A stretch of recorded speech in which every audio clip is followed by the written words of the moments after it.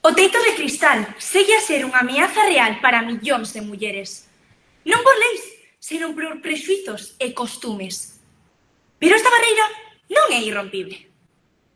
Son muller e nacín nun mundo de homes. Chanzo a chanzo, fun descubrindo todos os obstáculos que me agardaban. E por un momento cheguei a pensar que non pagaba a pena seguir adiante. Aceptando que nunca serei como eles, nin terei as mesmas oportunidades. Mirando o meu carón, observaba a rapidez coa que todos me adiantaban, mentres eu seguía estancada na miña loita interior, nese chan de lama que me impedía seguir co meu camiño.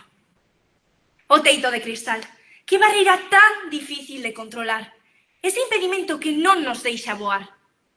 Que non leu algunha vez na súa infancia o Principiño? Esa historia dun rapaz que conserva a súa rosa como seu maior tesouro. Ás veces actuamos como a él, buscamos sobreprotexer as cousas illando o seu verdadeiro potencial. Pero cando esa capacidade destaca, acaba saindo á luz e converténdose nun rayo imparable que nada pode deter. Presumimos de ter avanzado miles de kilómetros. Inteligencia artificial, progresos na ciencia, educación. Pero que hai algo tan básico como a igualdade?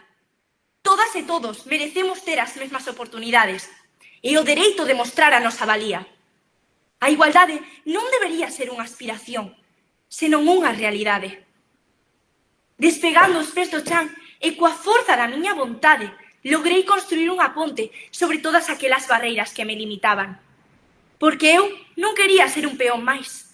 Eu quería ser a raíña. Quería dominar o xogo. Cambiar as regras. Hoxe, estou aquí para dicir que as nosas voces son máis fortes que a calquera cristal. E se as alzamos xuntas, o teito non terá máis remedio que esnaquizarse.